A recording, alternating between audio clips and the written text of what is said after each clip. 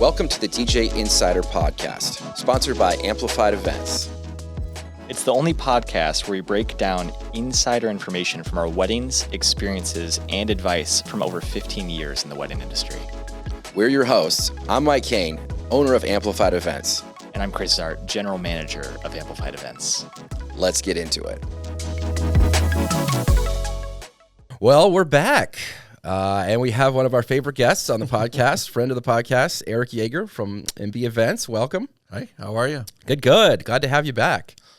So we're into mid-September now. Yeah. And, the busy season. Yes. The fall, but ending the year, strong. How's this year been going? This year, it's been, when I look back at the beginning of the year, it feels like last year at this point. But it's been going really well. A lot of, I'd say my couples this year have been just great couples, great stories. We've had a chance to do a lot of unique things with them. But right now I do 25 weddings a year, so I don't overwhelm myself too much. But I think I have 7 weddings in the next 3 weeks. So we're going to be a little bit overwhelmed. It's going to be a lot. Some busy times. Yeah. Maybe in the next month. I'm sorry. But still busy. Yeah. September, October are always insane. Yeah. Because the weather's so nice. It is. The heat dies a little bit and beautiful fall weather. So I know we did one together, I think early July. I came out and assisted you. I remember at Sandy Pines. And that was such a fun wedding, such a beautiful couple. Like that was a great party. It was. Yeah. And I remember calling and just saying, sometimes my assistants, they have their own business. So I'm kind of at the mercy of them being able to be available. And if they pick up events, then I kind of have to look for somebody else to come and assist. And I reached out to you to ask if you had anyone available. And you said, well, I'm off this week. Yeah. I'm going to show up. And I'm like, oh, my, I get the man himself. And that was so fun. And then when we do that, and we've done it before, and then you start DJing a little bit, and I start. We just have a whole lot of fun with that. Yeah, that was a great party. I remember you organized that really cool sparkler send off, and then she had that. It was I think it was like a Taylor Swift song. Yeah, and I remember I had to loop it back, but it was like that perfect moment when she was walking out. It kind of all came together timing wise. Yeah. So it was really cool. And we did that different. A lot of times sparkler send offs, DJs worry that. We were at Sandy Pines, so we'll set the stage. So we're at Sandy Pines, outdoor venue already, and we decided not to do the sparkler send-off near the parking lot to where we're just going to send people out to their cars when it's not the end of the night.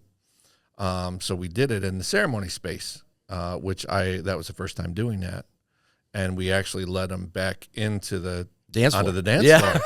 And I'm like, wow, this is and I can't even take credit for coming up with that. I don't know.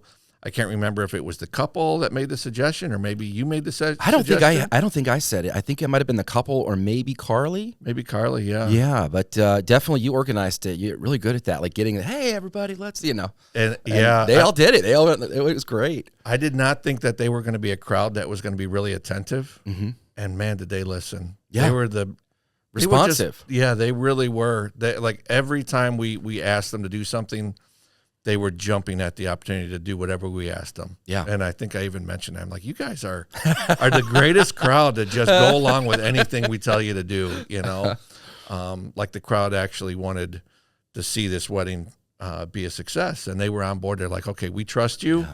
Whatever you tell us to do, we're doing it. They're on the bride and groom's team. Yeah. We're going to be good guests. We're going to have fun.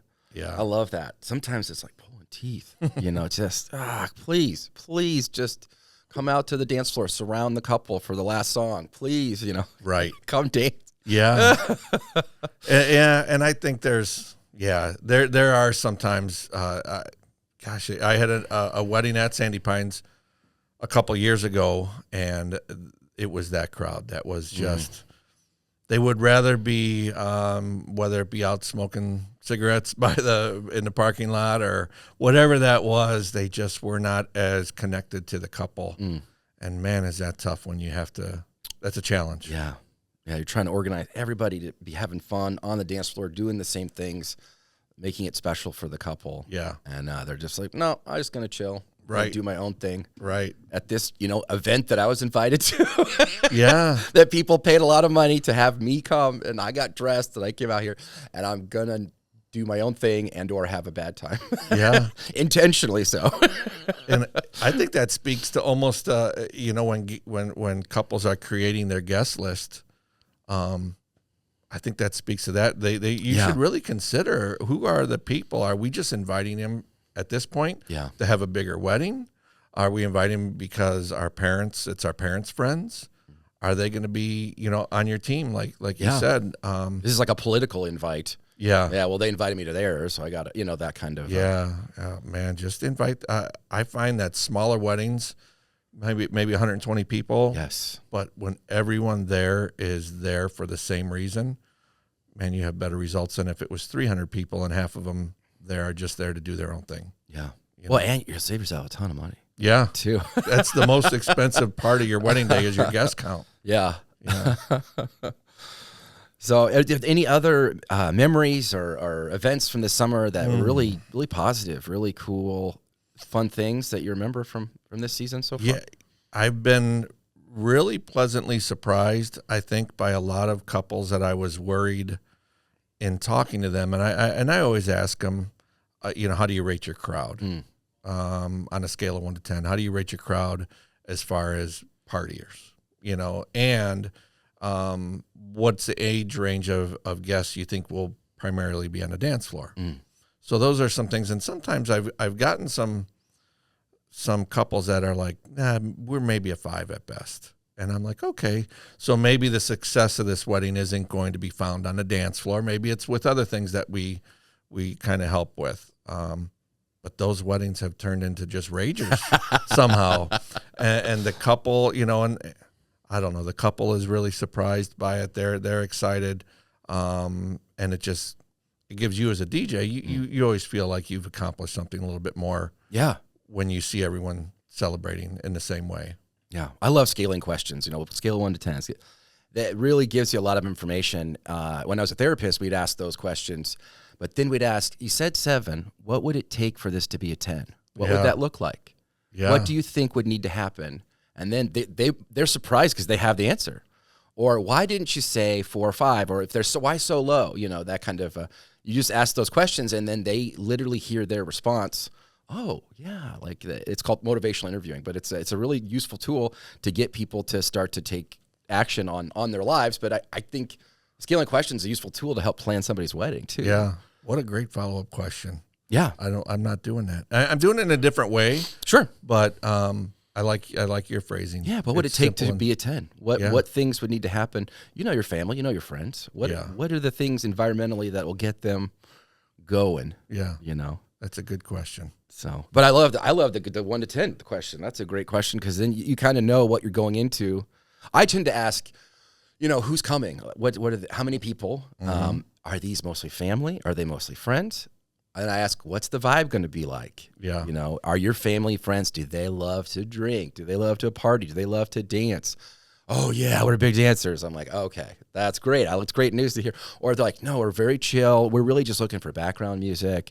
People want to smoke. They want to hang out. We're going to be a lot of yard barn games, kind of thing. So I was like, okay. So it just helps to know expectations for me as the DJ, kind of what they're looking for. But yeah. I had a wedding recently that I again called on you to help out with. Yes, yeah. for karaoke. Oh my gosh. I wanted 0 part of karaoke. Wise man. Yeah, I can't sing, at all. It's terrible. So, and karaoke can be fun. Yes. Without a doubt, especially if the couple is into it and their guests are into it. So, we're talking about what you said. You're asking your couples questions, and there's a reason why you're asking them these questions. But sometimes our couples don't give us all the answers that we need, or maybe they give us part of the answer, or maybe they wait till the last minute to give us answers, and then they're still incomplete.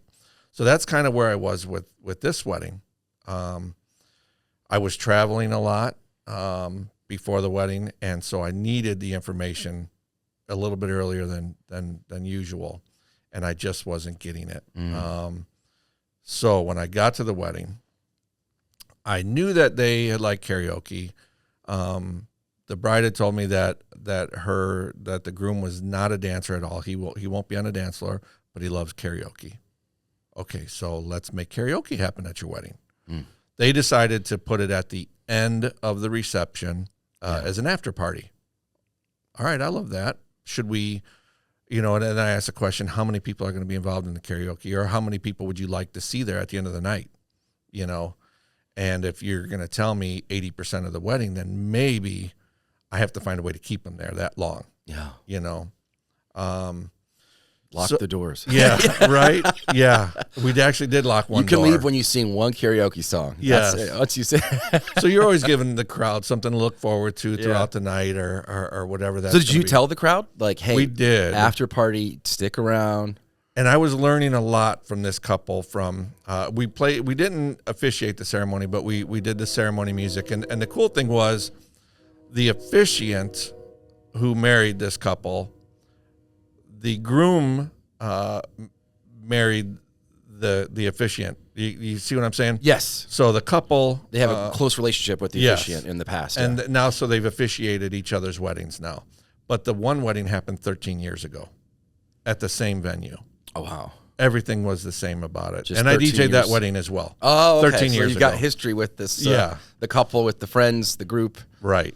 So it was, I don't remember a whole lot about it, but I looked back at my notes. I mean, when you do everything online, you can look back at that wedding. I could even look at my playlist from 13 years ago, everything. That. Oh, I love that. But it was going to be a very different couple or a different atmosphere, because the bride is different, and it was going to be a lot of the bride's friends and family that were there.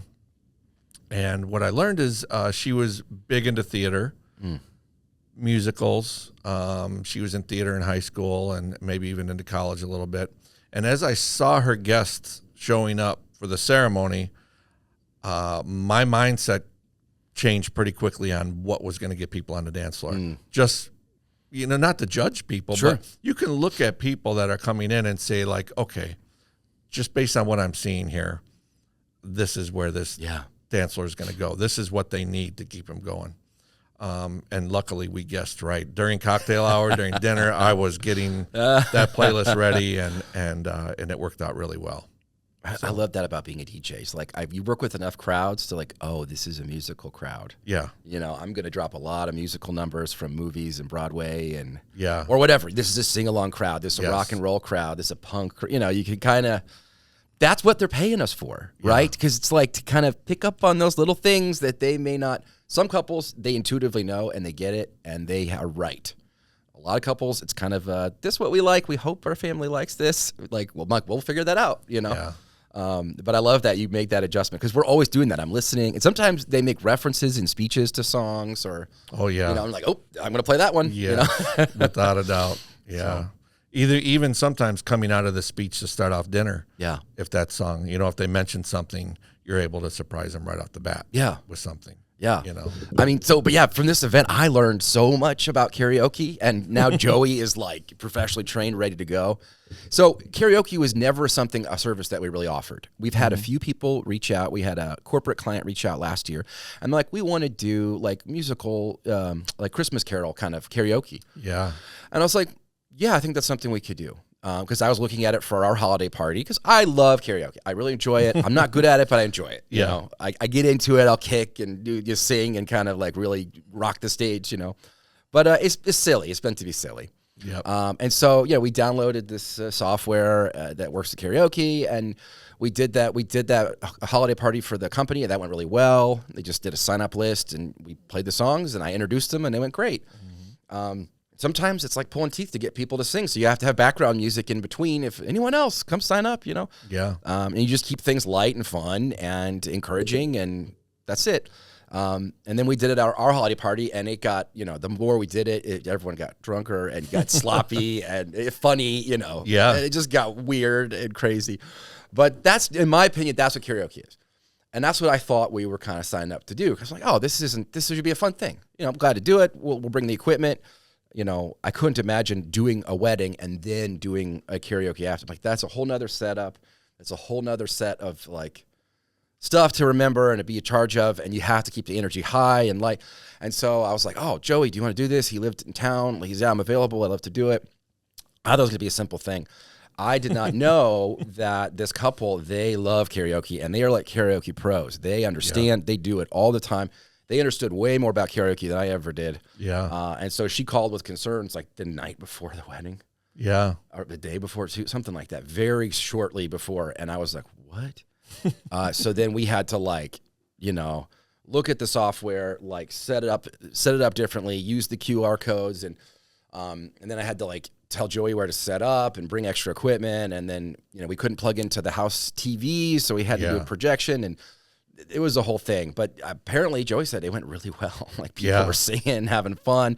I guess he got tipped. They said thank you. So he was like, it was actually really fun. And he's like, I'm your karaoke guy from now on. If you want to do karaoke, oh, cool. Book those. But yeah, we're not set up for that. Normally we're a wedding DJ company. We're not a karaoke jockey. Right. There's people who do that for a living, and they're, I assume, pretty good at it if they're doing it for a living. But generally, you're at a bar, it's Wednesday night, and it's drunk people, or people who probably should be drunk, up there singing.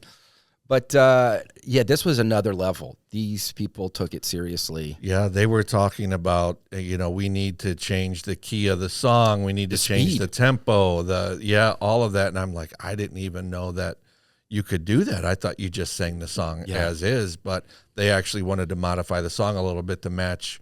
They knew themselves well enough to know their tone, what pitch they could sing in, and all of that. And I was blown away. And then of course she's calling me, and she's like, who did you give me? Who did you hire? And I'm like, you don't understand. I'm bringing these guys in because I know everything that you touch is going to be done to a level beyond. We really try. Yeah. We'd really try to, I was like, oh, and so I took careful notes, everything she said. Yeah. I talked to Joey, gave him the notes, and he took care of it. He's solid like that. He's very professional. That he did. And I even got him smaller little speakers because I know it's a tight little space we're going to be in. So and it sounded great. Our one thing that we couldn't get internet in there. Yeah. And that's so what he was worried about. Oh, no. And I don't know what, so the internet from the venue would not work where we were. Yeah. It wasn't. So I'm like, well, my phone can be a hotspot. And his phone, whatever, if he had Verizon, it was not working. Something like that, it wasn't working. Yeah. And I had T-Mobile, and luckily the T-Mobile, and I'm like,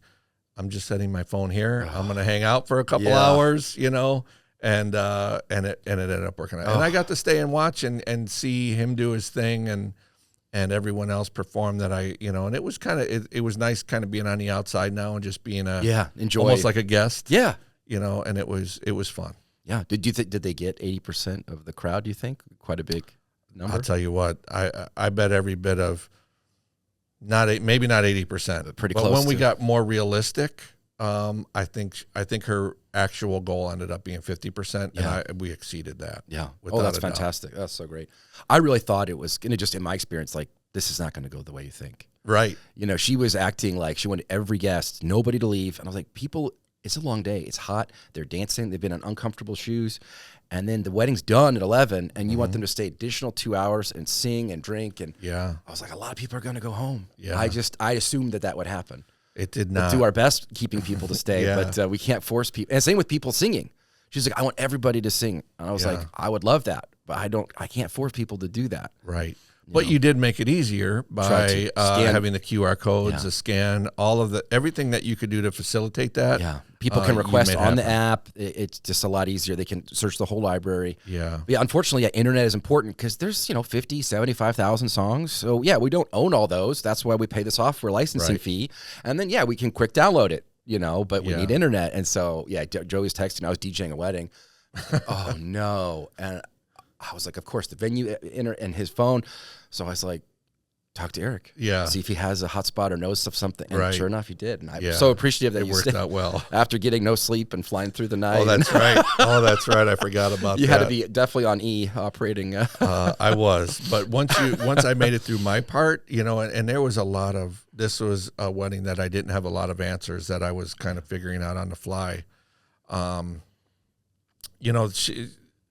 And sometimes I think couples overthink things instead of just allowing us to give us tell us what you want to see happen. Yes. And we're going to figure out how to make it happen. Yes. Right? We're good at that part. Yes. Yeah, but I need to know what you want. What you want, what does it look like, who's going to see it, who do you want involved, whatever. We'll figure out a way to make it happen, to make that. So she had a niece who was turning 9 years old that day, and she was a junior bridesmaid. And it was her birthday. She wanted to have a whole cake made for her separately. Wow. And then she was trying to get it and work it into the cake cutting when they were going to cut the cake, which was going to happen right after intros. And but we also had other things after that, and she was like, how can we work this in? I need to now talk to the venue and have their staff. We got to keep it in the fridge, but then they have to bring it out at the right time and have a candle and a lighter, and who's going to, and I'm like, we don't need any of that. Just give me the cake. First of all, it doesn't even need to be a whole cake. Just make it a cupcake. Yeah. It's about the fact that you remembered it's their birthday and they get to blow out a candle than it is having a whole cake. So give me the cupcake. What if we did it not when you're cutting your wedding cake? What if we did it when they started serving the wedding cake? So now when we sing happy birthday, we can walk out with a candle and a cake. We could acknowledge it's her birthday. It was Gracie. She's turning 9, and she was just so excited. Everyone got to sing happy birthday, and then everyone in the room got to eat cake along with her, you know. So that's how we made that happen, and she was just overthinking it. And I get it. People get nervous, and they want to be in control of things. But there's just got to be a level of trust there that we're going to take care of it. Yeah. Well, and, you know, as event industry people, we want this to go the way we want it to go well as possible. But there's a lot of inside stuff that, like, that's going to be a little bit more, you're making it, like you said, more logistically complicated than it needs to be. And, you know, you can simplify this, you can move it a little bit, and it's going to be a more special, more perfect moment. And sometimes, they're like, I was surprised at the day before the wedding how important this was to her and how little she had communicated to me, to you, about any of it. Right. And I was like, I got a random call after hours, and I was like, who is this? And she's like, you're DJing my wedding. I was like, I am? Because I was like, I'm DJing a different couple's wedding. I didn't know who she was. Yeah. It took a minute for me to piece it together. I was like, oh my. Yeah. I think I was still in Vancouver. No, I was at the airport. I was in Vancouver. Yeah. But I was at the I had just landed from the little puddle jumper that I was in at the airport, and then we had talked, and I was like, oh my gosh, I'm so sorry to. No, it was totally fine. I didn't want her to panic, and she was very stressed and very intentional about wanting certain things. Yeah. And so I just listened, wrote it down, read it back to her, contacted Joey. He got on working on the software, all the internals of it. He had to get on there, and we had to do some Googling and talking to them on their, just like how to set this up properly. Yeah. Because again, that's not what we do. I thought it was going to be just like a fun, just like our party or like the holiday party. I thought it was going to be that, because some people are going to be drunk. And maybe some people will sing, Yeah. No, this was like. There was diehards there. Diehard karaoke people. So I was like, oh, okay. So we got to up our game, which I hope we did. Absolutely. But yeah, so it's one of those things, like, I wasn't expecting it to go really well, and it did. Yeah. That whole day did. I was blown away. I remember just, maybe it was about an hour into the dancing, and just everyone was on the dance floor, and we were just coming up with, because we had our list that we worked out during cocktail and dinner. I'm like, okay, we guessed right. Like, we have them. And I was like, now that we have them, it would be a really good time to let them know, hey, you want to stick around because you think this is fun. We have something coming up really fun when this is over. Yes. And so we really got them excited about that as well, which kept people there.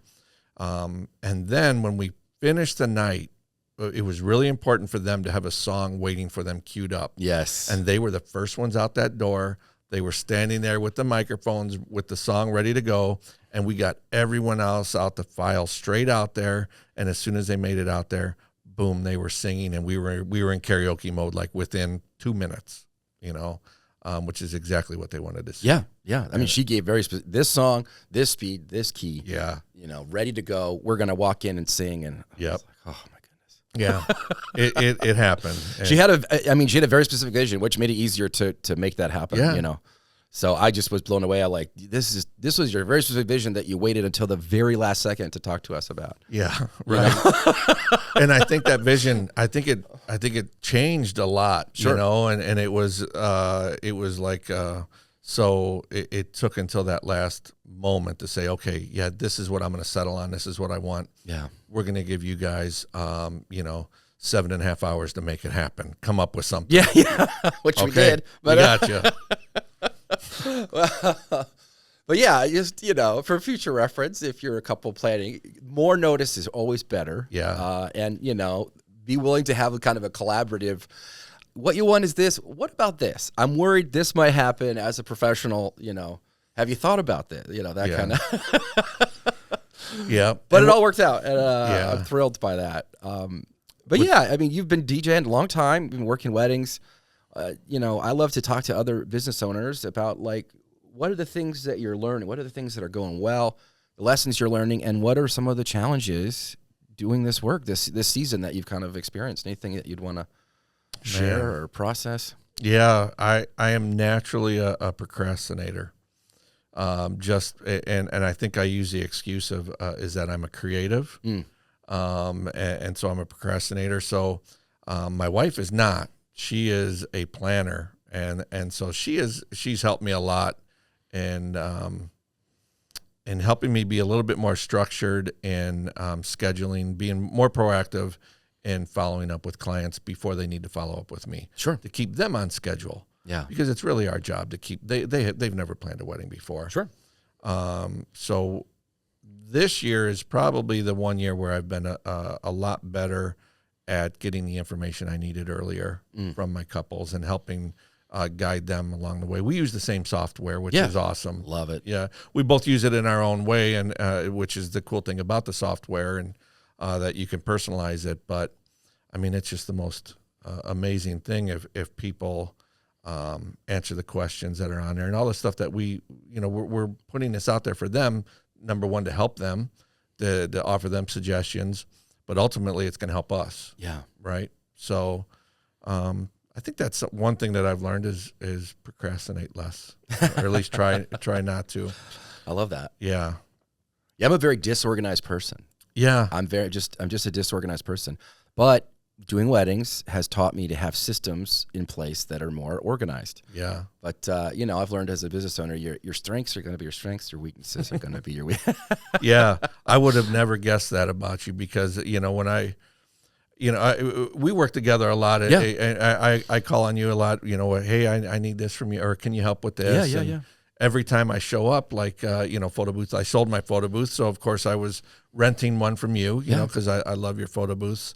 And every time I show up, like you have it ready, it's there to go. I mean, but like you said, you have systems in place. Yeah. That give the appearance like you are ridiculously organized. I'm on top of it. Yeah. Yeah. So you have everyone fooled, including me. Tricked you. Yeah.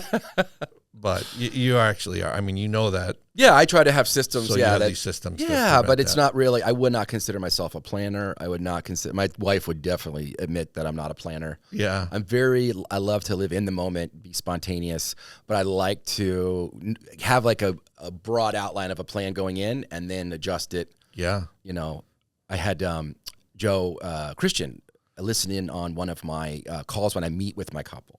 When I go through the day. Yeah. And just to like see how I do it, and I've listened to him, and then kind of provide notes. And he's like, I can't believe you're able to do your job because he does like 2 or 3 meetings, and they're really extensive and they're longer. And mine is, I've got it down to about 15 minutes, 15 to 30 minutes, depending on how organized the couple is and how ready they are to answer questions and music and timeline and stuff. But I've learned that works for me because I've learned that planning a wedding, there's lots of decisions, and couples, by the time I'm talking to them, they have decision fatigue. Yeah. They are just, I don't want to make another choice. Yeah. And so I'm just like, hey, when I was planning my wedding, I hit that. Are you guys feeling that? They're like, yeah. I was like, we're going to have a great time. Everything's going to be fine. So I just start with that, and I want you to have a good time. And I want you, if there's something at the wedding, it's not going the way you want, just come tell me because I want to make that happen. Yeah. I don't want you to wait till the very end and regret that you didn't say something, I was like, my job is to make this a fun thing for you, so I want it to be a fun thing. Yeah. And they're like, oh, thanks for saying that. So I'm like, Some of this stuff we can decide, get it off your plate. Some of it, you know, you can just say, DJ, do your thing. Yeah. You know, we trust you, do your thing. And so I was like, we're going to definitely have music, you know? Yeah.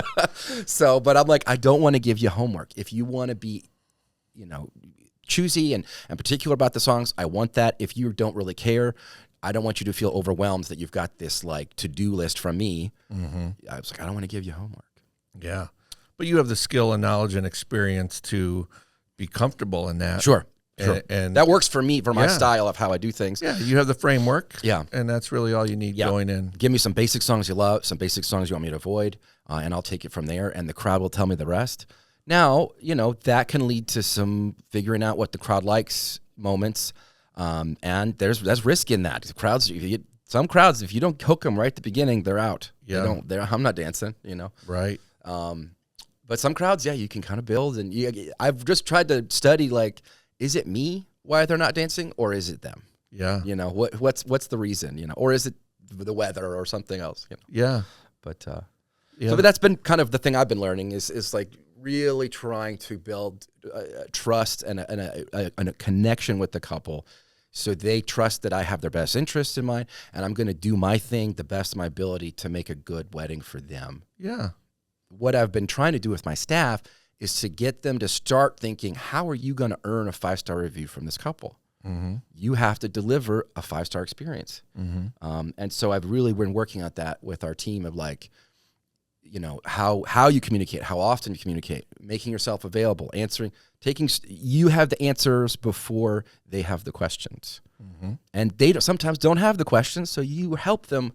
Here's what's a popular thing. What do you think? You know? Yeah. And that's gone really well this season. Really just tried to incentivize my team to really focus on results. Yeah. And focus on having a great experience with that DJ. And it's worked really well. So No, that's awesome. You know, as you know, we've both been doing this a long time, and you know, as we're going through it, every event, every year, we learn more. Yes. We learn more about ourselves as much as we do about weddings and all of that. I think some of my biggest wins have been learning more about myself and what I enjoy and who I enjoy working with. And I was recently at a conference in Alaska with my group of DJs that I belong to, and we had a gentleman by the name of Sean Lowe, and he was teaching us about design and creatives, right? Because we're designing the night. Yeah. Right. And he said there's 2 types of designers. And he said the first type is a couple comes to you and they are coming to you because you provide this experience. You are known for providing this experience, whatever that is. So that's the one type. And then the other type is a couple comes to you and you are going to provide them experience that they didn't even know that they wanted.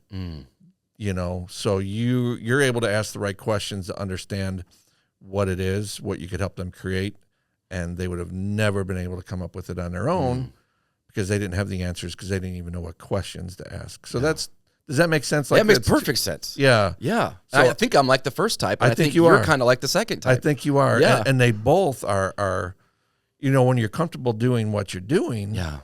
I mean, people come to you and they're just like, listen, we've been to your parties. We know what you do, and we just trust you to do what you do. Yeah. And you're going to figure it out, right? Yeah. And then mine, I don't want to say it's less about the music. Music is part of the puzzle, but you know that we're trying to create a lot of unique experiences at the wedding. So it's a lot of other things. So sometimes I feel like there's a lot of pressure in that kind of design that you really shouldn't be left to the last minute, you know? So that's why I had to get better on that. Yeah. At least try to. Well, yeah, and I've been to your weddings, and I'm always amazed at, again, you lead the crowd. Your emceeing is so integral to the party. And I see that you get the crowd like on board with the couple. You set them at ease, like they know what's happening, and by the time you open up the dance floor, they can't wait to get out there. Yeah. You've done that all just using your words. Yeah. Just using your presentation skills. You're out there in the crowd, working that's something that I'm like, wow, like that it's a different such a different outcome. I mean, I'll do my announcement, but most of it I'm behind the DJ booth, and you know, it's a different. I can tell obviously you've been trained. You've practiced this, and you're really good at it.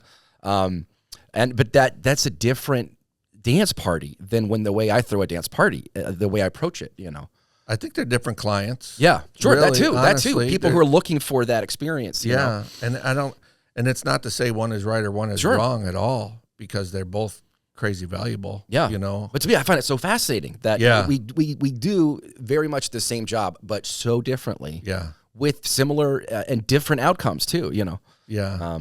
It's fascinating to me that that I never would have thought that would have been but that's one of the cool things about making good friends in the industry and going to see each other perform, you know? Yeah. And because obviously there's a mutual respect there, you know what I mean? And all of that. So, you know, just coming out to your weddings and seeing you and you just throwing a party and rocking it and doing, I almost feel like the outcomes are similar. It's the path to get there is different. Yeah, you know, definitely. Because, you know, you were just saying, you know, you're approaching 100 5-star reviews, you know, so obviously you're doing, you know what I mean? Yeah. We're both doing right by our clients, or by our couples. Yeah, yeah. They're getting the experience they're paying for and beyond that. Yeah. You know. Yeah. And people are very happy. And so we've had no complaints. We had an issue with the printer I had to give a refund for. Yeah. But, other than that, that's it. It's been a stellar year. It's been the best year we've ever had. And so it's been very exciting to see our team grow and develop and everybody kind of be on their game. And I've got some top guys who are like, I love this job. I'm all in. I want to go above and beyond for the couple. I mean, just the thing you dream about when you have an employee, you know, or a contractor working for you. And then I've had other guys where it's like, I'm really not in this. I really am going to put at least for effort. And I mean, this is my last season. I don't really want to do this anymore. And that's been one of the challenges this year is dealing with staff and contractors who are like, I don't really. Yeah. We turn away so much work because I don't have someone available. They don't want to do it. They're not interested, you know. Well, you know, you can call me. Of course. Rock a wedding for you. Yeah. Yeah. I mean, a lot of it is these like last minute, you know, do you want to do a school picnic for $300? Oh, right. You know, a lot of it tough. is, but I'm like, I love doing that. I love doing stuff for our community. Yeah. We're doing one tomorrow on a Friday. It's like a walkathon for a local elementary school. Okay. But they booked this week. I mean, it was just like, luckily I had a newer guy who wanted to do it. It's perfect. But it's just that kind of a thing where it's like, man, my biggest is getting more people, getting them trained quickly, getting them equipped quickly, and getting them to think long-term about this job. Yeah. You know, because it's mostly Saturdays. And Yeah. so it's like, hey, do you want to work with the same effort that you do full time, but only get paid for one day? Yeah. You know? Yeah. Yeah. And by the way, you know, half the year really can't have work for you. Yes. Right. So that's such a challenge. I would never be able to pull that off. So yeah, I don't know how you do it. And you have, I think for the most part, really good people working for you. Yeah, I think so too. But I've learned about myself that I'm just not I'm trying to be better at being a manager. I'm always a friend first and a manager second. And that is not good. It's not good for me. It's not good for the staff. It's not good for the overall vision of the company. Yeah. It's hard. You got to have hard conversations, and that's not something I'm good at. Yeah. Well, then you just put someone else in that position. That's what I think I eventually will do. Yeah. I got a hard nosed, no joking kind of person who's just get the most. on the law. Yes, get the most out of our people. Yeah. And put people on a schedule and on a contract, and what are those PIPs? You know, the performance improvement plan. You know. Yeah. Yeah. I've never been good at that. No. So I have one, and Trish reminded me of this, that you guys worked together at a wedding in Michigan. And was there a fun little story around that? Oh, dude, that was such a fun one. It was a hot day. Yeah. And you'd recommended us for that. So I so much thank you for that. Yeah, referral. it was a wedding. My daughter was standing up in that wedding. Yes, I met her, yeah. And I was not able to do it because I was already booked for that day. Yeah. No, I'm so glad she reached out. The couple were super nice. Yeah. But the bride, I think, was on I don't know if she was on a budget, but she just need you for this. And it was basically just like, you're going to show up and you're going to do introductions and then speeches and then dinner and dancing. Like it was very tight, small. Yeah. She didn't want anything extra, anything. So we did that. Yeah. And it actually went really well. She did ask that, because I was like, you sure you don't need us for the ceremony? Mics? She's like, no, we're good. And then the day before, she's like, oh, could we use one of your mics for the ceremony? I go, you can use it, but we'd have to charge you. Right. Never mind. Sure. We're good. Yeah. That's what she said. So I was like, oh, okay. Yeah.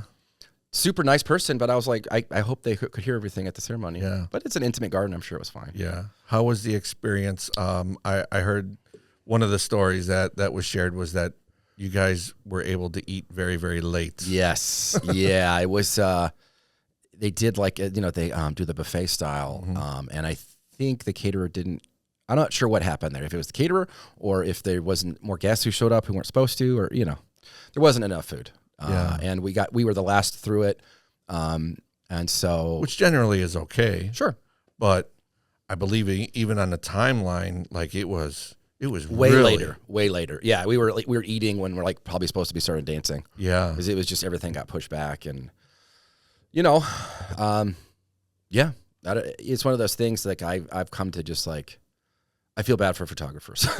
Yeah. Because they are there early. They're there all day. They have not had a chance for a break. They have not had food or water and so when they're fed last and is like, oh, we got to do speeches. Oh, we got to do first dances. I think she was done at 9:00 and it was on the coordinator or whoever the day of coordinator, whoever was doing it. It was on their timeline for you guys to eat at 8:30. Yes. And she was leaving at 9 and she was like, what? Yeah. It just didn't make a lot of sense. Yeah, I think she was a family friend or a cousin or something who was taking care of the coordination. The coordination. I think she does it professionally out of Kentucky. Oh. I think they might do things a little differently down there. Could be. With how I've learned that different regions treat vendors differently. Yeah. But what was hard for me was, we were hanging out, just enjoying they had hors d'oeuvres at cocktail. So we went down to cocktail hour. We're hanging out. And then she comes down. She's like, oh, yeah, can you go ahead and start music? I was like, well, we're not technically supposed to start yet. Right. We're not being paid for that. She specifically said she didn't want that. Right. But she's like, oh, go ahead. So I was like, okay. So I basically gave him 30 minutes of free performance because the planter wanted it. And she just threw me like an artist or two. I think Harry Connick Jr. is what she said. Okay. Yeah. So I did. I went and started music. But I didn't make a fuss. But, it's a whole other half hour of work that I should have charged for. But But honestly, she was very sweet. That was interesting. We had a great dance floor. That one was a very music request heavy night. Oh, okay. I mean, I must have had 30 or 40 requests. Wow. It was constant. There was a line. Wow. There was a line. Someone come up, write it down, another person in line, another write it down, another person. Holy cow. And they just kept coming and coming and coming. And I met this woman, Marilyn. She was super sweet. Older woman, probably late 50s, early 60s. Okay. But she just had the pulse. I call her the DJ Whisperer because people kept coming up to her and, hey, how about this song? Because they noticed that I was playing the songs that she was requesting. Oh. But what a lot of people didn't know is that like some of them were on the list and the crowd was responding really well to those songs. Mm-hmm. So she must have come up 6, 7, 8 times, but every song was hitting. Yeah. Marilyn, do you want to be a DJ? Like you, right. She laughed, Yeah. But that was tough because then, they wanted, it was a very much, I think the bride or the groom's mother, her friends. That was who was really dancing hard. Okay. And then the bride wanted some more younger style music. Yeah. So we kind of switched to that. Right. But we did our best with it. But that was, the last thing was crazy is we were leaving and some older guy was like, how come you didn't play any Bob Dylan? I was like, well, you never came up and requested, and I don't even know who you. And he was standing, like there's that little ramp, and he was standing right he would not move. So we couldn't get to our car to load our equipment. Oh my gosh. And he was just standing there complaining about our performance. Oh my gosh. That we didn't play his songs, even though he never requested it, and he was never on the dance floor the entire. I was like, I don't know who you are. Yeah. So you just wait outside places when people leave, you complain about what they did in there? Oh, my assistant was so mad. I was like, dude, he's not on our team. Yeah. So what he says doesn't matter. Yeah. But I had a wedding and a similar experience, maybe a little bit more extreme. It was for a couple, and it was an Illinois wedding. A lot of the Illinois weddings are a different feel, especially when they're close to Chicago, in Chicago, or close suburbs. And this wedding was at a really, really beautiful venue, Italian family. The wedding was going to be, even though it's a younger couple, they really were leaning towards older music, a lot of Italian, Rat Pack style, and that. And we were really going to have a very classy wedding. We weren't going to do too much. It was going to be very, very classy. And they didn't pick out a lot of new music, especially what you would consider, I don't know, like rap or hip hop. They just didn't pick a lot of that out. And I had one guy, and I was actually DJing up in the balcony, which I hate, but the room was full. I'm up in the balcony. I'm overlooking everything. And the guy had found his way up there, and I was just going to go use the bathroom, and he had caught me in the hallway there and said, "Hey, man, when are you going to play, like, whatever it was?" Yeah. I forget. Usher, Lil Jon, yeah. Even beyond that, like way more rappy than that. Okay, way newer, yeah. Yeah, and I was like, it's really just not it's not the vibe tonight that the couple wanted to create, But I'm happy to take another request. And he's like, "Oh, come on, man, look at it, look at this, you got to do something." And I'm like, it's probably not going to happen. And so he just really was a little bit angry with me. Yeah. And then when we got towards the end of the night, and I remember I was on the mic and I was thanking everyone. We had just played the last song, thanking everyone for being there. And he was walking out and looking directly up at me and just giving me the double bird on his way out. Wow. And I was just like, I was almost laughing while I was on the mic. And I'm just like, oh, childish. Yeah. I mean, sometimes guests can really be. It's hard when you don't hear your song. Yeah. Yeah. Yeah. I just think of him like, "Come here, pal." So I just sit down on my lap, what's going on? You didn't hear your rap. Yeah. And we're always that's how he's acting, friendly. like a little spoiled kid, Yeah. And this guy was older than me. I mean, he was in his 60s. Yeah. But he didn't get what he wanted. Yeah. It was the craziest thing. It's weird.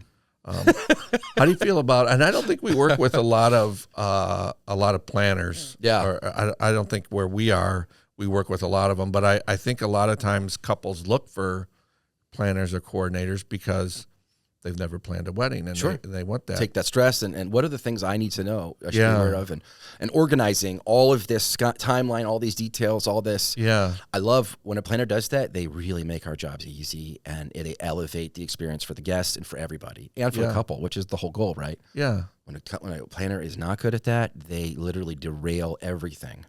I had one a couple weeks ago where I think she was filling in for somebody, but she had this thing, and she wasn't even using it or reading it, but then she'd come and correct, "Oh, it says here," and I was like, "That's not," I met with them 2 weeks ago.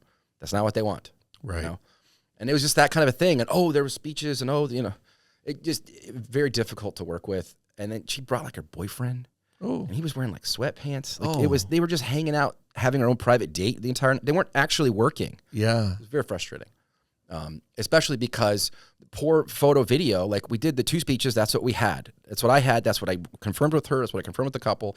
And then we're sitting down to eat dinner, and I look at her thing, and I see that she had parent speeches. And I go, "I didn't have parent speeches." She's like, "Let me go ask the parents." I'm like, no. Don't ask the couple. Yes. They may not want their parents to give a speech. Right. Of course, the parents are like, "Yeah, I'll do it. Yeah, give me the mic." Right. Anybody you ask, most people are like, "Yeah, give me the mic. I'll talk." Like, that's just so she's like, "You don't bother the couple." And I go, "This is something they should be bothered by. Like, you don't." Yes, right. Where's that rule? Like, you don't bother the couple. Yeah. You definitely bother the couple. Maybe they don't want their dad talking. Right. Maybe they don't want their mom talking. Maybe they explicitly forbid that from happening. Right. Or maybe, they do. And so I just went and asked a couple, and they said, "Oh, yeah." I was like, "I'm sorry. When we talked, you said maybe," and, But I was like, "Yeah, we get them." So poor photo video, they're exhausted. They wanted to eat. We sat down to eat, and we had to go back up for speeches. Then we had to come back. It was back and forth. Yeah. Because of this planner. And we got them all in. Everything was fine. Yeah. Couple was super happy. Great dance floor, but just disorganized. Yeah. And I feel the same way. A lot of times planners that are organized, that are communicate well with you, I think they can be a great asset. They're helping out Line everywhere people they up can. for introductions. They're queuing people about speeches. But other times, either whether they're disorganized or if they say, "We're going to do things this way because this timeline this is how it's always done." Yeah. I think you have to be a little bit more flexible on that. Oh, for sure. And you're working as part of a team. Group effort. The venue stopped talking to her because they got so sick of her changing things and adjusting when dinner. They literally just, "You don't know what you're doing. We're doing our." I couldn't believe, like, the venue just, "We're not going to talk to you anymore." Wow. So the venue just came to me directly. When are we doing dinner? And I was like, when would you like? We can do it now. She's like, actually do speech now. Then we can, it gives us more time. Yeah. So. And ultimately, I really think that the timeline does belong to the DJ for the most part. For sure. Once the food's out. Yeah, once the food's out. Food's got to be hot and ready and served then. Yeah. But other than that, there's some flexibility, and you let the DJ do their thing. You know? Yeah. It's also what DJs talk to the couple. Hopefully, I always do, but my people always do. Right. But yeah, some DJs, I'm amazed they just show up and I don't MC. I don't have a mic. Or they've given the mic. My wife has told me that there's times where they've given the mic to the planner, and they're like, "Well, no, you do introductions. I don't do that." Yeah, it's like, holy cow! Wow. So just maybe be aware when you're hiring a DJ. Are they different experience? Yeah. What are they doing? Yeah. Yeah. I had another planner that she said, "Hey, Eric, we're going to do introductions. I'm going to go line everybody up for you out in the hall, but I need you to make an announcement for everyone to take their seats and for this and that and all these kind of housekeeping announcements." Sure. And I said, I really don't usually get on the mic for those, only because I'm going to give people a reason to ignore me later if I interrupt them for stuff that they're not really concerned about. Yeah. I mean, it could go two ways, but I said, listen, I have a way to get everyone in their seats that doesn't require me to get on the mic. I'm going to walk around, I'm going to talk to people, and I'll make it happen within 5 minutes, and I'll get the wedding party out here, And so there's different ways of doing things, That's a better approach. But it's more personable. Just be polite. Yeah. With the planners, Yeah. And with all the whole vendor team, Yeah. And I think that's something that both of us definitely are always very accommodating, with videographers if they want to plug in. Oh, of course. Here's the feed. We want you to have the best audio possible. Dude, I had one this summer because I'm using that new eVerse. Yeah. And the videographer's like, "Can I plug in?" And I go, "Yeah, it's an XLR out, male." "What is that?" He didn't know what the cable was, and he's just had like an aux, and I think he had an RCA. Oh my! And I go, "You don't have like a million cables in your bag?" Like, yeah, it was clearly it was one of his first times. Oh, so he didn't get clean audio because it was, this is my setup. This is it. It's gonna be 5 minutes. The officiant's gonna do their thing. Bride and groom, I'll get all of that. But yeah. I've had some videographers will tap into my speaker for an output.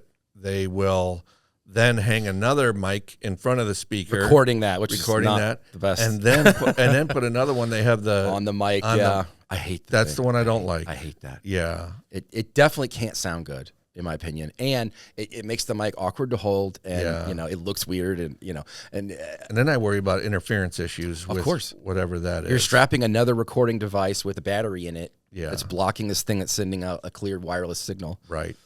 And I'll let them do it because I want to be a team player. But I always say, listen, if we start experiencing dropouts, the first thing I'm doing is taking this mic off. Yeah. And, oh yeah, absolutely.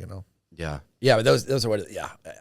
It's good to have redundancy backups for recording. It's people who do that should plan ahead and have multiple ways of doing that. But that's really. I do my best, and I've had people that plug in and then they never come back and press record. Right. Yeah. I was like, that's not my job to do that. Sometimes I'll tell them, "Hey, did you press record?" Remind them, I'll do my best if I see it, but I generally don't touch other people's stuff. Yeah. Unless they ask me to. But even then, I'm like, you probably should do this. This is your thing. Yeah. I was setting up. There was a while where I was setting up my own cameras and recording my introductions and different parts of the wedding just to critique myself and to share it with other people to say, hey, give me some feedback on how I can improve. Well, I had done that at this one wedding, and my friend from South Carolina was up. He was going to be doing a wedding for me, and this night it was at Sandy Pines as well. He was with me at this wedding, just kind of shadowing me and helping me along. And we were about to do the bouquet and garter, which doesn't even happen a lot anymore. But we were about to do it. He goes, "Hey, do you hit record on that?" I said, "What exciting happens during a bouquet and garter, So I didn't hit record. And then the most epic thing ever happened in the history of my whole career. No. And I missed it. No. Yeah. Oh my gosh. This was a wedding that there was a kid who was maybe 16, 17. He was autistic, generally very, very shy. But for whatever reason, he felt very comfortable at this wedding, and he was out on this dance floor having the time of his life. And I'm watching them, and I'm just like, this is, and the parents even came up like, we don't even know what got into him tonight, but he is having, and I'm like, this is awesome, you know? And then it came time for the bouquet toss. And here's the bride, and, you know, we get of course, all the single ladies out there. And as she tosses it, the flower girl was right in the front. And the flower girl was about 10 years old, and she is reaching up to grab it. And here comes this 17-year-old from the outside and hit her and took her down. Like he dove for it and just took her out on the concrete. And there's not enough MC training that could prepare you for what do you say in this moment, you know? I want to make everything a joke, but I need to make sure that she's even okay? Conscious at this point. So, you know, Trish was the photographer here. She did capture the precise moment that contact was made, and you can see it. Oh, no. It was beautiful. She doesn't really share the picture. She's, you know, but I'll show it with you. I'll show you sometime. That's awesome. Yeah, I didn't record. So that tells you, you know, when you say people forget to hit record, well, sometimes it's pretty cool to record stuff, you know. The girl was fine. And they were actually cousins, and we were able to make a joke out of it later by playing a song and having them come out and dancing together, and we made it all like let everyone know like, hey, everything's good, regardless of what you just saw. Yeah, that's awesome. I'm glad that worked out, but that's so of course the one time. Yeah, we didn't hit record one time. Oh my gosh. Well, this has been so much fun, dude. Thank you so much for coming on and for sharing. And, you know, of course, you're always welcome back. We'd love to have you back, and look forward to more weddings and adventures and stories to share and to learn and grow from you. If people are looking to have the kind of experiences that we've been talking about at their wedding, what's the best way they can reach out and contact you? Yeah, I'd say my website, mbevents1.com. Or just shoot me an email, eric@mbevents1.com. Nice. And if they're interested in following you, kind of seeing your social media, what's the Instagram, Facebook? What's the best way to? Instagram, it is an _ and then mbevents. I believe my TikTok is the exact same thing. Oh, nice. Yeah, so we have a TikTok. We do have a little bit more fun on there. Oh, great. Yeah, I haven't been on TikTok and that's the same thing, _mbevents. Oh, that's fantastic. I didn't know you were. I'll have to follow you. Yeah. That's great. So. Awesome. Well, Eric, thank you so much. This has been another episode of the DJ Insider Podcast. I'm Mike from Amplified Events. I'm Eric with MB Events. And we will see you on the dance floor.